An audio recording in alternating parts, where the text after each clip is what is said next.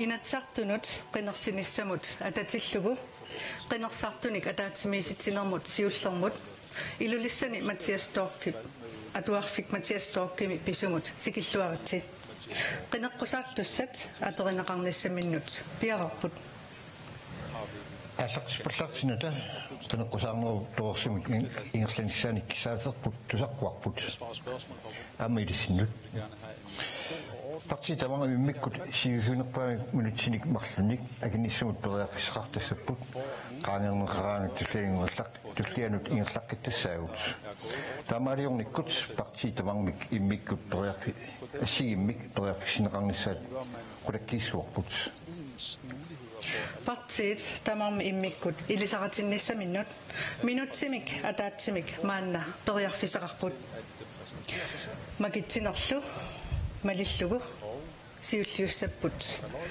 naleraq minuttilersuut aanna piarerpoq takanna nuna tummaatarisaq kikkunnut kikkut pilluit maanippuut sassarpuut naleqqami qulangilagut kalaallit salliutilluit oqaatsiut kinaassuserpullu immitsinnut ааllaavigaluta sineriapput tamakkerlugu naarangaaffinngornissaq anguniarparput inuiattut ataatsimorfipput naleraq inuiaat kalaallit nunatsinni oqartussaangikkunik nunaminni salliunneqanngikkunik taavasumi tanmakkimi nunami allami qulangilagut nalorningilagut allat aallaaviginagit alloriaqatigisigut inuiaqatikka inuiaat kalaallit nunaminni oqartussaasut qinersilluaris nalerqamut qoyanaq maannatutinngorput demokraatit minuttilersuut aallartippara takanna qoyana aama ilulissanut tikilluaqqusisorpassuarnu quярusuppugut demokraatiningaani inatsartuni pingasuinnaalluta qinigaaffimmi uani siunnersuuteqarnerpaatut inissisimasimavugut taanalu tungavigalugu nunarput aaliangigassarput kiffaangissusarpullu qitiutillugu nunarput siumut alloriarteqqinnissaanut piareersimallita akisussaaffimik tigiseqataassallita sassarpugut qinigassangortitagut 25 upput misilittagartuigu assiingittutigut anaana ataatalu tulluusimaarlutinunatsinni sulinissaa aqqutissiukusupparput peqatiseraasilu akisussaaffimmi tigiseqataalluta nunarput alloriarteqqinnissaanut akisussaaqataarusulluta marsip erdiviani demokraatinu qinersinissassinnu kissaallusi ønsker jeg en rigtig god valg. qoyana demokraatinut qoyanaq Tak. tullinguppullu inuit ataqatigit takanna Dernæst har vi Inuit Ataqatigiit. nunarpu asasarput kalaallinunaat tassaavuq periarfissat nunaat pifsutsillimassakkunalaatagut ааllaavigalugut ataatimorneq nunatsinni pisariaqartilluinnarparput pissutti taamatu nalaaneranni ataatimornikku takutittariaqarparput tingulissatsinut nunamanna aama uagut kingornutassatut tunniutissagatsigu qinigaafimmi maaneqaangiuttumi siuttuusimaneq inua ataqatigiit ingerlappaat ilissi qinersisartut maana periarfissaqalerpusi kikkunnut siuttuunaq ingerlateqqikkusunnerlugu eqqaamatiguli ataatimornermik ujartuinissaq suleqatigiisinnaanam ujartuinissaq nunatsinni kiffaangissutsit naligiinerup ataatimornerut toqqamavissinnissaanu pisariaqartikkatsigit inu ataqatigiit tassunga siuttooqikkusuppuut Og vi vil gerne stå i spidsen igen. ataqatiginnut qoyanaq taava tullingupput qulleq takanna асасаму qinnersisartut qinnersingaartussallu Kære qorlipedersineqarp nuna inui ааllaавигалу наммина ингерлатсинissamut piaqersimalluinnerluta akissaaffimmillu tingusinissamut nagaassutеqarata for at пидерсинниарпагу калаалли инуиақатингинақисиманеқаат наммини наалангааффит нунарсуармиоқатаасут for Grønland киффаангиссутеқарлут пулатиккик алингаасарсиорниккул en намминерсут frihed og en økonomisk frihed til at gøre, Kalal hvad de har natsinni ønsket. piusuti umaatut umasuillillu Inuiaqati suqaayuarlutipigaat taakkualu paarissuarneqarlutik nunamut innuttaasunullu nuanaaruttaasumi ilutissarsiornik alingaarsiornikkul nunatsinut inuinullu nappataasu sunut ilaassaput inui pisinnaataaffi pilluinalagaffi peqatigiit aliangersaga nunarsuarmioqatigin affinniaqqutigalu atuuttut Kalal natsin atuutsinneqarnissaa qulliu sulissutis saata ilagissavaat asasau qiner sisartut eqqaamallu ilivini mars aamma qulleq qiligassal ilaammat quyanaq quyanaq taava tullinguupput atassut takanna anukunu naqqatikka iluniarmioqatikka nuannerpoqasikkiumaam qineqqusarna аллартеққитто уунга тассуммик тивааллута qinigassangortippugut oqarsinnaavungullu atassummi аттаатаам туллуусимаартингаангут inuusuit ajukkunnangivissut agguaqatingiisilllugu attaimma taama ukiukitsigisunu qinigassangortittunik peqaatta inuusuttut talerperliit inuusuttut namminersortuunissaminnu imminnuupperisut inuusuttut imminnu tatingisut allabik oqaluttuunneqartariaqangittut kinaassutsit sumiinnersoq nammineqqamuun nalungikkaat kinaanerlutik uumammiimmammi taanna akisussaaffik allamut mileruinneqarsinnaangimmat taamaattumillu maannakkunga uani ukiun taamannan eqiterussisimanerup iluatsinngittup атассуммингаанник суликигум сулисутигинеқарқиннissaa таманна ааллуллуингерлатиссуарпут миноорнгиттумиллоо qaannaриорутта намминерсорнэрму инатсик мааннага уанеқинигааффиу туллиани ааллартиннаартариаарпун лартерлугу калааллинут саммисунгорлугу қуинарпу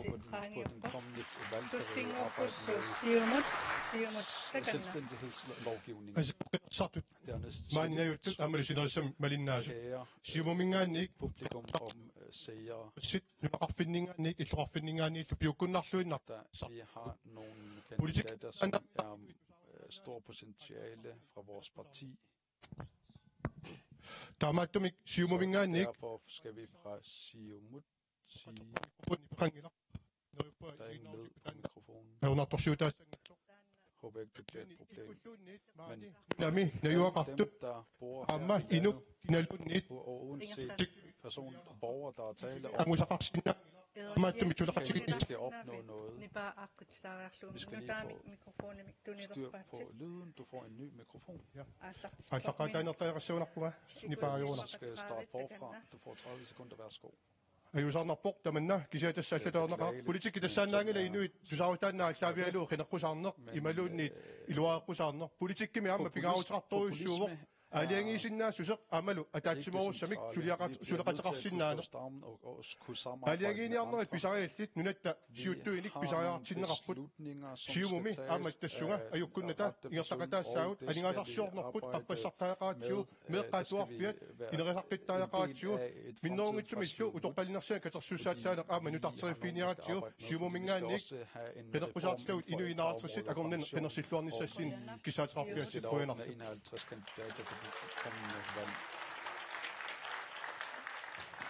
Partiet ilisariterermata apeqqutit maanna tikissinnaangorput siulliuttunilu apeqquteqartussaq tassaaveq arnaaq laippaat taanna messengerikut apeqquteqassaaq takanna Hende har hun spurgt på Messenger. Værsgo.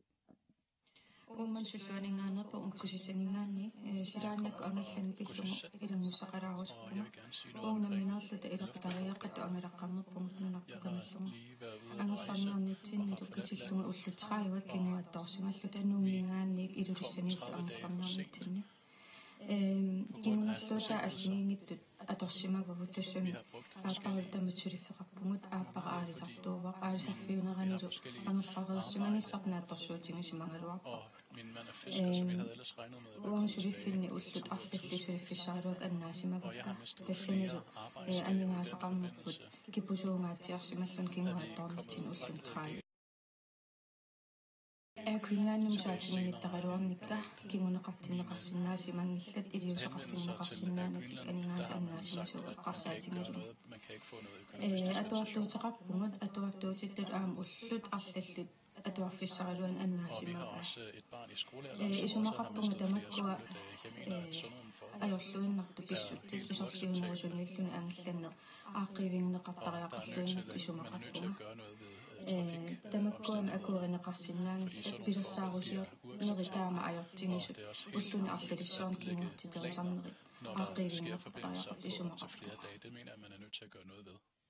апеққутеқартор тассаавоқ арнақ лайпаат ангалланнеқ пиллуа апеққутеқарпоқ ангалланнеқ эқааннерусоқкия сулиссутигерусуппаа наппаасусиуллеқ тассаавоқ мутсипил иерутакан киффартуусинissami сумақатигиисут массак атуутут аамалу ангалланнерми тоққаммавигисагут налилерсоққиттариақарлугиллу нутартертариақаригут аваққуннеқарсиннаангила таамаамат киффартуусинissami сумақатигиисутит қинигаафиуп нааяқтулернерани атақатигиингитсуми иниссисиманаата кусиннаалуунаалаккерсууниккут сулиана аалартитсигугут 2030 утартаққарнани киффартуусинissami сумақатигиисут нааниссаанут нутартеринissaq писариақармат сиуллертут таан сулиариссоо туллиатут ангаллани атақатигиинерус сулиарисариақарпарпут иллоқарфиилу аама сулуусалин миттарфеқангитсут миттарфеқалерниссаан сулиат массакаама аалартиаққиннеқартут таакуа сулиаранеқартариақарп имат унисситтарне ангаланиарнэрми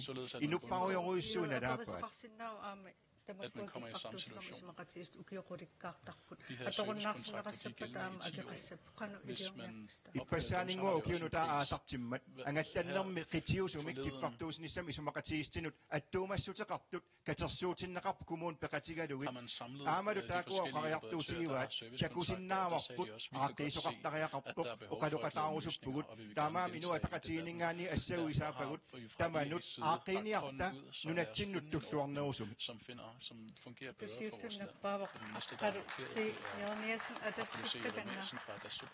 Ajornartorsiut uteqqiattoq ila taanna manna korta trajunu georpungaapang fordiissu qaatuppungaali ajornartorsiut taanna eqqartoraaqqinikkat ila sooruna aaqqikkumaneqangit kifartusiisumi sumaqatiissutaningaasarta imaaqiviannaran tassuntakunaqarsinnaa unarsoorma allaanuna kapitalistiunerpaarta uissa qiviannaran qano asmiliaarteqpassuar kifartuusinermi sumaqatiissum peqarpa uilluat tungaani aningaasartaa siparniarfialu isingisaarput uffa kifartuusinermi sumaqatiissu annerusoq atorneqarpat nunami maani inuusutissarsiuteqartu namminersortut tikikkuminaassuseeqqarsaatingalu attaingersalluarsinnaassu киллэрмут эққарсартариаас тассанмумиттариаарпарпут нунатсинни иннуттаасут суллиллуарутиг киффартуусинерми сумақатиссак ангалланниккут сикиссиннаасуси имминут эқааттумик иниссисимаппат миннерунгиттумил хеликортерит туллуутту пингинеқалерпата Jeremiasen idaatsuapaqutiineqarpa annatlaaqaatsimi ullunitqaavini soorlukiguattortarnerut taakkoqaneqarqinniarput qiviarneqarsinnaasum taakkuuppila helikorterimaannakkumu atorneqarput ilum tulluarpaat umanna sulluan qiviaannarutsigit helikorteri taakkua qianarsua ilaangaanni sueq tulluangittunik aaringunu taariarsuit torrassuit naami taamaangit ajornorpulluunni piltuutoorna torneqarnikuusunni tamako qiviaannaraanni misissuilluarsimanginnitta tuaviussiuarnittalu uungaaraannaq aaqqiissutsinik uyaasiniartarni tas kingunneri nunatsinnu tulluartumik eqqarsarniarutta issittormioqatigunuk paasiniaaffigisassaaginguk erupamuungittu qoina tullinguullunnappaasortassaaroq Henrik Fleischer-Qullertakanna Fleischer fra Qullertasko. Uqornaqaartaamaattuни tusarluni. Det er meget ærgerligt, når man hører sådan nogle tilfælde. Ja, kuillani nunattina minersuni piilernikua piineqataanikualuarp issaayissi ammalu qassuna nalagaaffiat kisani tiuneqarmalli pissutisorsu ajorsiartuinartulluunniit uffatamakkiisumit aningaasat tuttaleqaluartut ukua piineqataagassarmat sinneqartoruutit kaasatik 60 million tarpaat uff issum kfaq Det er man nødt til at evaluere på igen. Asuli tigusinnaangenerput ajornuut taakku chimmilartuli qusingilluinnartut ila aama pilersinneqalermata aama piiliprobeet nalungilluinnarpai siunqarsuit oqalupput naleqqutiнгilluinnarput taakku taamaamat kiguneri takuagu tamakku aaqqisuq seqqinneqartariaqarpuilar qanormitaakku ullunitqaavini kinguattor piuseqarfiineqarsinnarpat tassa una eakullaana milersortuuq ila qanorselskaapiu kisianni kiffartusinisami isumaqatiissulikkut taakkua ima iluarsiifigiниарсиннаагут наанаарпутигалу Noget ved det, at Danmark Tullinguultun akisustassaawa naleraq takanna maasiullermik iumut qiviarpallaangkalorlu taassua nutaaliaaneri kisia apeqqutaanginnami Tertarsom borgerpor mangaangat esiinatrissimi ila qulimiuula anginerula aputta massak nutaaliango milliartorneri ilutialuit taskilliffi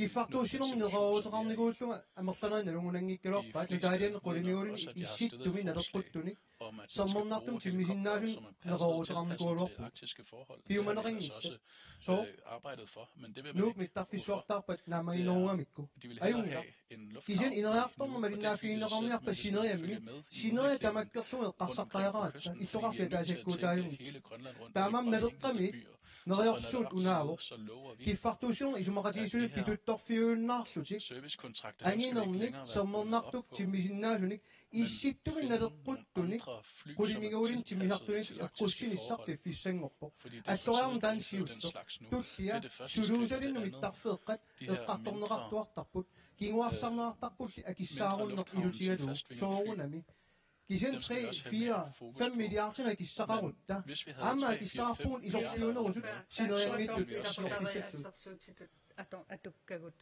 det her eksempel maannanga Leif Ret kommer med. Hvad tænker I omkring en løsning nu på nuværende teknikkiusorjuusinnaaloq pisa inuttu timiartortarpulu taasinnaasarunaaru for flyfolk? annap ajornartorsiutigisaa aaqiviinerarsinnaauq qulimiguulinnik sermernartumi tassa apisumi timmisinnaasuit taarsiisoqaaluarpat maannakkut timmisartorsuit takornarissanangerlassiner pingaarnersiorluit ingerlannerarput taanna illuunusaatitaajarparput uumi peqataatinnerangikkut kutta kalaallisallutiinnerangikkuni taava kiakiffartuutissaamitiu qoyavugut tullinguukkut demokraatit takanna qoyanartas inuyaqatiginni pittaasumi alloriarusukutta ineriartornerlu atugarissaarnerlu pittaasu qulakkeerusukkutsigu angallannermi nuna iluani nuna immikkoortui tamarmi ataqatiginnera qulakkeertaajaqarpa una ajornartorsiunu taajungilaq aamma isorfiunerusunun ajoaluartum pittaangittum naamangittumillu iliuseqarneruvoq asuli taamaatsinikuuarpu ukiu ikattun demokraatini ikke, når de der så på giffartusen som isumaqatigissuti aap imaassinnaasu uttormiuttom atorunnaarsinneqarsinnaangi tukkisia at man ikke kan ophøre den fra dag til dag, men man kan godt finde en anden løsning, fordi det er rigtigt, at de her helikoptere, de er upassende, og det, at vi har nogle upassende helikoptere, det gør, at det halter på flere punkter, hvis man har børn. Og hvis vi skal for eksempel lave sygehusflyvninger, så kan man stå i en svær situation, fordi man ikke kan få betjening straks. Hvad vil I så gøre? Altså, skal man forstå det sådan, at I vil udskifte de her fly? Vi vil straks kigge på de her servicekontrakter. Vi er i 2025. Det kan ikke passe, at samtlige regioner ikke kan have en smidig trafikal struktur. Det er først ved, at vi udskifter de her fartøjer, at vi kan få en mere smidig struktur. Dernæst har vi Siumut. Værsgo. Udfordringen her, det skyldes rigtig mange forskellige ting, men det ting, vi skal være opmærksom på, det er vejret. Og på grund af vejret er der en hel masse forsinkelser, men det vi kan gøre noget ved, det er servicekontrakten. Det bliver nødt til at ændre på og gøre noget ved forholdene. Og det andet ting, det er tekniske ting, som vi bør gøre noget ved. Og hvis vi kigger på helikopterbyerne, så servicekontrakterne, dem har I også lavet aftaler med ind. Vi vil jo selvfølgelig ikke gå væk fra ansvaret. Og vi siger, at vi gerne vil gøre noget og ændre på servicekontrakten og gøre noget ved de udfordringer, som borgerne har. Og det er derfor, at vi siger, at vi vil gerne reformere og opdatere servicekontrakten og de udfordringer, der er. Og vi har allerede skabt helikopterlandingsbaner, men med det tekniske, så bliver vi nødt til at kræve fra selskabet, at det gør noget ved lufthavnsforholdene, som har efterslæb på 1 milliard. Men hvor skal økonomien komme fra? Det er en prioriteringsbevillingssag. Men det er det samme med udfordringer med i Sydgrønland og i Nordgrønland. Men samlet har vi råd til det, fordi vi kan ikke undvære udfordringen, og vi skal nok tage ansvar, være medansvar i det her, fordi det er noget, som borgerne ønsker sig. Tak. Den her spørgsmål er blevet besvaret fra samtlige partier, så går vi over til den lokale spørgsmålstæller. Den første bliver Thomas Fisker, som har et spørgsmål vedrørende straf og kvoter. Thomas Fisker fra Ilulissat. Jeg er jollefisker og fisker efter hellefisk. I går, da der var valgdebat omkring fiskeri, så fandt jeg ud af det her. Det skal jeg lige forklare. I det kommende år bliver der frataget på 10% fra vores kvoter, og nu har jeg allerede blevet frataget på 15% fra mit kvote allerede i år, og det undrer mig, at for dem, der ikke er fiskere, dem der arbejder i indhandlingsstederne, at man fratager kvoterne over til dem. Og den situation, hvem er det så gavn til? Det er jo ikke til fiskerne. Hvem vil arbejde imod det? Tak. Vi siger tak til Thomas Fisker. Hvem har svar til spørgsmål? Den første er Erik Jensen Thiermund. Værsgo, tak for spørgsmålsstilleren. Og det er vigtigt, at man lige præciserer forskellige ting, og med hensyn til om det er tale om 10 eller 15%, som bliver frataget her. Men disse såkaldte forvaltningsplaner, der blev sendt i høring til for forskellige fiskeriorganisationer og blev drøftet, men i forhold til kvoterne, så er det op til Naalakkersuisut at beslutte, hvor store kvoterne skal være, og det er op til Naalakkersuisut at beslutte, hvor stor TAC'en skal være, men i forhold til, det er jo ikke rigtigt, at man fratager kvoterne, at man ikke har hørt for fiskeriorganisationer, men det har man drøftet med fiskeriorganisationer om, men vi har frataget kvoterne og gjort dem til flexkvoter, og som giver tilbage til fiskerne, og det er det, man har arbejdet i fiskeriloven, så derfor har fiskerne det er til gavn for fiskerne, at vi har udarbejdet den her nye lovgivning, hvor vi har sikret, at fiskerne får det største gavn. Så derfor står der i lovgivningen, at Naalakkersuisut beslutter hvert år, hvor stor TAC'en skal være. Christian Jeremiasen, Inuit Ataqatigiit, værsgo. Igen den nye fiskerilov skal det enkelte organisationer eller fiskere til gavn for dem har vi arbejdet i Inuit Ataqatigiit. Selskaberne skal ikke være i centrum, men det er fiskeren, der skal være i centrum. Det er derfor, at vi har rykket ejerskabet til, hvor den største del af ejerskabet bliver fiskeren. Flyttes til fiskeren. Man prøver at give ejerskabet fra selskabet til fiskerne, så det får det største gavn. Man kan købe kvoter fra selskaber, så det selv kan arbejde, skal fiske i fred. Men så er der bekendtgørelser. Så frem bekendtgørelsen ikke er i orden, så skal vi gøre os selvfølgelig op.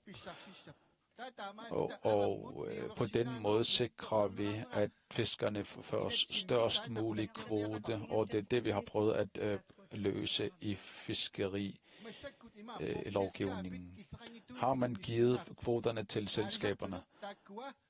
Nu er det muligt, at selskaberne kan have kvoter, men vi har sikret, at kvoterne flyttes over til fiskerne, så det er til gavn for fiskerifamilierne.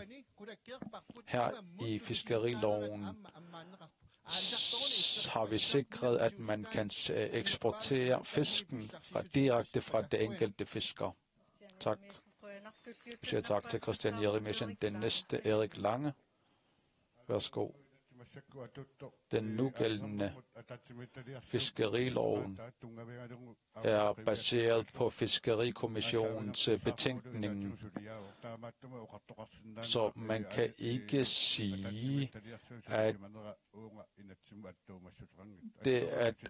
ikke sige, at lovgivningen ikke har noget at gøre med Fiskerikommissionen. Men det er jo ikke. Der er besluttet, at man skal fratage 10% fra hvert år. Men hvis vi går til 2029, og så kan man regne frem til, hvor let man har af kvoter tilbage. Det kan være, at der ikke er kvoter tilbage, hvis vi følger det her 10%. Men der er ikke alene tale om det. Derudover så fratager man hellefisken, fjernet indvoldene 2 gange. Den bliver sat som en kvote, og hvis man fanger den og sælger den videre til indhandlingsstedet, er der færre kvoter til fiskerne, til fiskerne og givet flere kvoter til selskaberne. Fiskerne kan lave et samarbejde med bankerne for at opkøbe en del af selskaberne, og det er noget, som unge fiskerne kan begynde at opkøbe til. Sådan er den konstrueret. Det er det, som vi skal gøre noget ved i den kommende valgperiode. Så en af det første, vi skal arbejde på, når vi bliver valgt ind,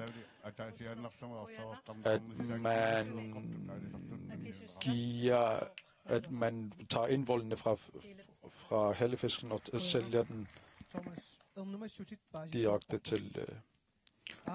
til fiskeren. Jeg kan godt forstå den bekymring, og den fisk eller den kvote, du har taget, den siger vi ikke, at det ikke er en realitet. Jeg kan godt forstå dine bekymringer.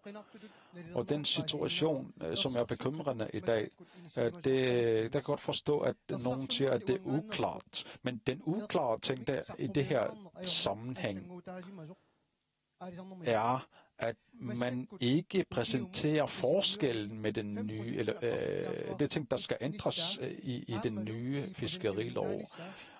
Det her med 10% og op til 15%, hvor man fratager kvoterne. Det er det, der står. Den er ikke sendt til høring. Den er allerede på plads. Jeg kan godt forstå din bekymring, men her ligger det, hvor man skal rydde op. Den her lovgivning kan anses som, at man prøver at sætte ned på fiskeriantallet. Men det skal ikke være på bekostning af fiskere. Men hvem er det så, der får gavn af den ressource, der er? Vi kan allerede se, at Naalakkersuisut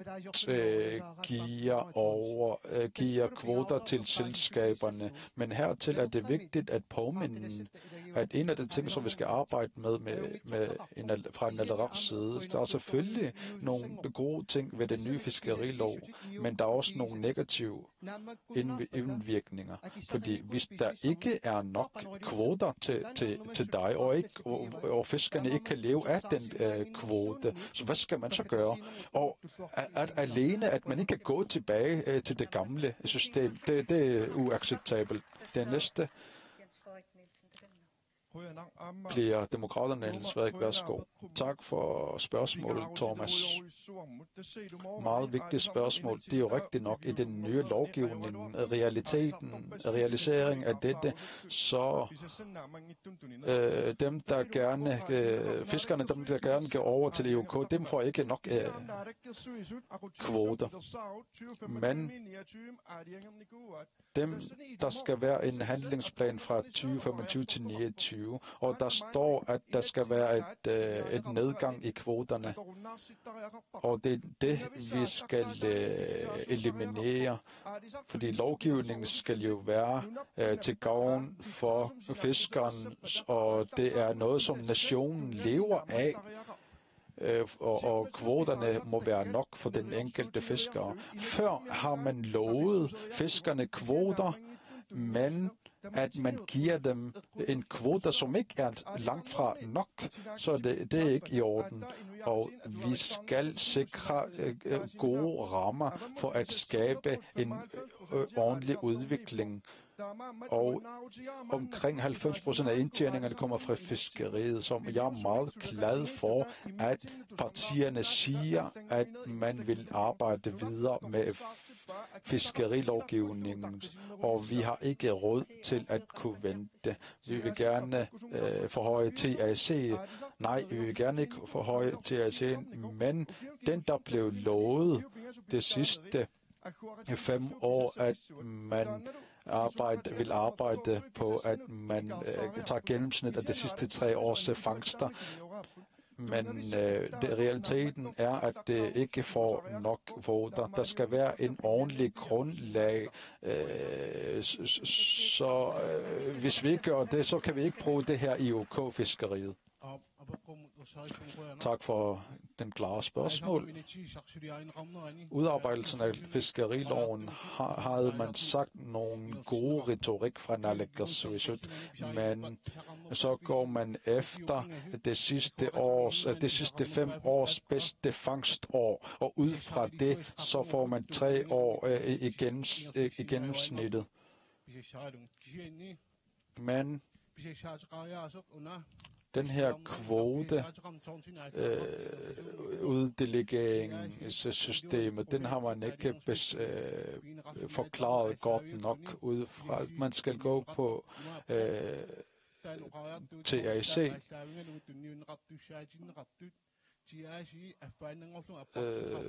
Man har gjort man har halveret TAC'erne, på den måde har man også halveret de enkelte kvoter. I forhold til de sidste 5 års tre bedste årsfang, der står der ikke grundigt nok omkring, at man tillægger det fangster, som ikke bliver fanget i kvoten. Det står der ikke i mellemregningen, så jeg kan godt forstå, hvorfor fiskerne er bekymrede, fordi nu kan vi se hele isbjerget nu. Så vi vil gerne samarbejde med fiskerne, så skal man så forhøje TAC'en. Det er det, som Thomas Fisker ønsker. Og skal man forhøje TAC'en. TAC'et i sig selv er nok, allerede nok til at kunne have nok kvoter til enkelte fiskere. Tak for spørgsmålet. Og nu kommer vi til det tredje spørgsmål. Og det er et spørgsmål, der bliver stillet her fra Ilulissat, og spørgsmålsstilleren står klar. Værsgo, og det er Lis Møller, som har et spørgsmål omkring tjenestemands vilkår Jo, tak. Et spørgsmål til samtlige partier. Når man tænker på tjenestemændenes løn, så er det noget, der er fastsat her i landet. Men i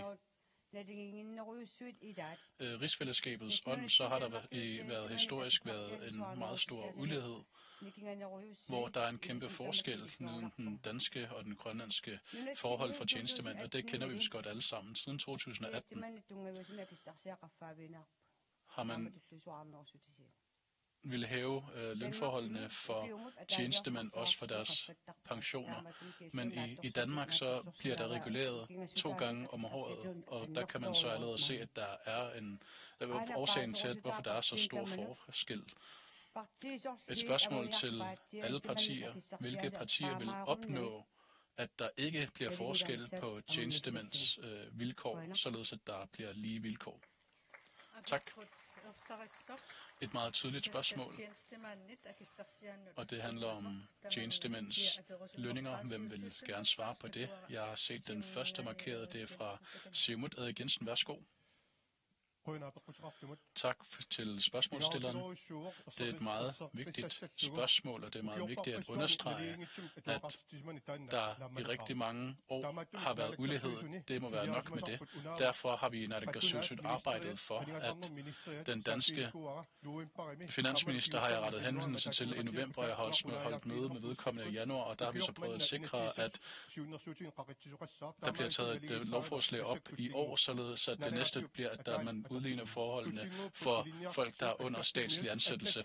Og det næste bliver så, at dem, der er ansat her som tjenestemænd, at der også bliver lavet en justering for dem. Nikolaj Wammen har jeg holdt møde med, og jeg har holdt også møde med Imak med dem fra her i forgårs, så de var meget glade for, og man kan se i rapporterne, at der er et arbejde i gang. Så der er et arbejde i gang for at justere forholdene. Ja, man er i gang med at afdække forholdene, fordi vi kan ikke acceptere, at man har haft sådan et forhold i mange år. Og også på grund af fødestedskriteriet, du vil gerne gøre noget ved de forhold, der har været gældende, således at det bliver bedre. Også så ministrene, og man der arbejder for, at man forbedrer forholdene også for skatteyderne her i landet. Anna Wangenheim, tak for spørgsmålet. Det er et meget vigtigt spørgsmål. Først vil jeg gerne lige prøve at forklare, at fordi vi har snakket om det her i Inatsisartut, og alle partierne var enige om, at vi ikke kunne acceptere, at man i alle de år efter koloniforholdene, at der har været så stor misforhold, og det har vi arbejdet for at skulle afskaffes i demokraterne.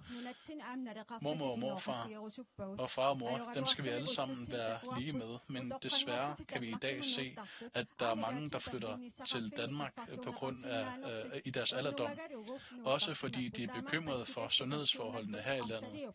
Så der er flere ting, man skal tage hånd om. I 2030 regner man med, at 65. Det her handler om justeringen af forskellen mellem, det bliver snakket oven hinanden. Det er et politisk arbejde, og det er noget, som vi alle sammen står sammen om, og jeg vil gerne sige, at Siumut og IA i mange år har haft medlemmer af det danske Folketing, så man kunne have taget det her emne op på et meget tidligt tidspunkt, og det ærger mig, at man ikke har gjort det, hvor man så på den anden side har prøvet at gøre noget ved det i Grønland. Det er ærgerligt, at man ikke har gjort noget ved det i længere tid. Så jeg vil sige, hvis vi kommer ind i Inatsisartut, så vil vi arbejde for, at man bliver færdig med den her sag. Tak til Anna Wangenheim. Det næste bliver Agi-Mathilde Høgh Dam fra Naleraq. Værsgo. Jo, for det første tak for spørgsmålet. Det er meget, meget vigtigt, fordi i hvor mange år har vi ikke set, at der er den her kæmpe ulighed, også i lønvilkår. Da jeg blev valgt ind til Folketinget, så har jeg straks sagt til dem, at man skulle rette op på de her forhold så hurtigt som muligt, men det har været meget besværligt, fordi de ansvarlige, de siger, at de er nødt til at snakke med nogle andre, Så det her med at arbejde ryddeligt og ordentligt, det er som om det bliver censur, og det dur slet ikke, fordi hvor mange gange har vi ikke set, at vi har prøvet at skubbe på og få det hele til at glide hurtigere, fordi det er slut med de her justeringer, vi kan ellers rette op på det her rent grundlæggende. Fordi vi er nødt til at kunne stille krav til forholdene i Danmark, fordi det er rigtigt, som du siger, det må være nok med den her ulighed. Jeg kan Mathilde Høgh-Dam, tak til dig, og den sidste, der får mulighed for at svare, det bliver Ruth Henrik Fleischer. Værsgo. Tak for dit spørgsmål, Lis Møller.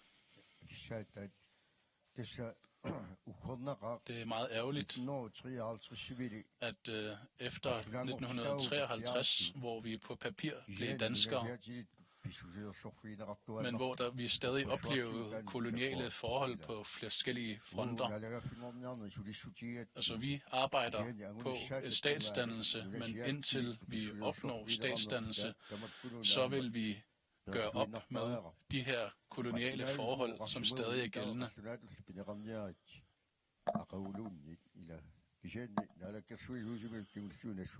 Men de tidligere naalakkersuisut, de har forklaret, eller de afgående naalakkersuisut har forklaret, at de er ved at arbejde på det.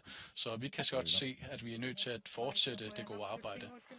Tak til Fleischer, og den sidste, der får mulighed for at svare, det må spørge Eve fra IA. Værsgo. I den næste valgperiode, så skal vi hurtigst muligt lave nogle justeringer, hvor man sikrer, at de danske ministres ytringer og lovelser, at de bliver efterholdt. Fordi samtlige partier satser på, at det her arbejde, der er igangsat, det bliver færdigt. Det her med, at det tager mange år at komme igennem det, og det, at når de får en opgave, at de så halter efter, at de lige skal lave en redegørelse og flere undersøgelser, det må være nok med det. Vi må kunne stille skrappe krav til de forhold, der er gældende i rigsfællesskabet. Det er vi nødt til at holde fast i, fordi det er bydende nødvendigt. Hvordan kan vi blive ved med at køre med de her ulige forhold? Uanset hvem man er i hele verden, så er man lige med hinanden. Så det, at der bør ikke være ulige forhold inde i et rigsfællesskab. Så vil vi fra IA's side arbejde på, at vi hurtigt overkommer det. Med hensyn til tjenestemændene, så har man sat noget arbejde i gang, og så der kommer vi til at arbejde med det på baggrund af, der bliver snakket over hinanden.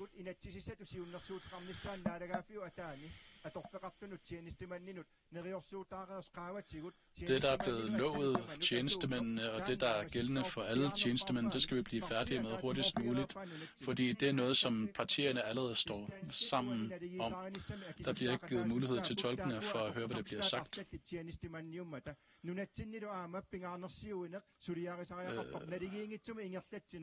Den her ulige måde at køre på, det må vi komme over. Hvor skal man så finde midlerne fra, tænker du? Prioritering, men så skal man tænke på, at der er rigtig mange tjenestemænd, som er dem, der har været ansat under statslig ansættelse, og der har staten så også et ansvar for at opfylde de pligter hurtigst muligt. Den næste, der får mulighed for at svare, det er Akadusé Remersen fra Atassut. Værsgo. Jo, tak. Ja, bare man snakker om det, så bliver opgaven jo ikke løst, men hvis man tænker på, hvordan status er lige nu, så er det meget dejligt at høre, hvad de andre partier siger, fordi tidligere, så inden for rigsfællesskabet når vi snakker om ulighed, så er der nogen, der siger, at vi prøver at binde os ned.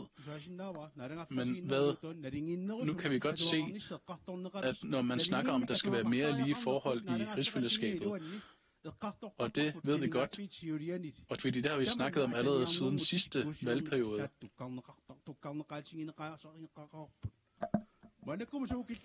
Men hvor er vi så nået hen nu? Alle de andre partier begynder at snakke om, ja, nu er vi nødt til at være mere lige i forhold til de andre dele af rigsfællesskabet. Ja, det er jeg fuldstændig enig i, og det er jeg glad for, at vi gerne vil arbejde, så det bliver snakket oven i hinanden. Hvad er det så, I vil ordne? Ja, inden for rigsfællesskabet, det ansvar, man har der er man nødt til at have lige vilkår. De danske myndigheder er vi nødt til at stille krav til, altså mens vi stadig er i rigsfællesskabet. Hvis vi skal stadig være i rigsfællesskabet, så er vi nødt til at have lige forhold. Vi skal ikke ses som andenrangsborgere. Og hvis man bor i Ilulissat, så må man kunne have lige så gode vilkår som nogen, der bor i København. For hvis vi ser på vilkårene, så kan forholdene være bedre, hvis man bor her i landet, fordi vi er nødt til at lave en ny lov, som er til for Grønland. Og hvem skal så betale for det? Det er det danske stat. Vi er nødt til at lave nogle nye ting, og så er vi nødt til at give vilkårene dertil, fordi man så er nødt til at give op nogle ting og lave nogle indrømmelser, fordi der har været så stor ulighed i så mange år. Det var det, jeg havde at sige. Tak. Det her spørgsmål er blevet svaret på af alle partierne, og nu er vi færdige med første runde af den her valgkamp. Nu holder vi så en pause i 10 minutter. Vi ses igen snart, og tolkene skal beklage lyden. Vi har haft nogle tekniske problemer, hvor vi har haft teknikere, der kommer og står os over skuldrene. Vi håber, at det bliver bedre.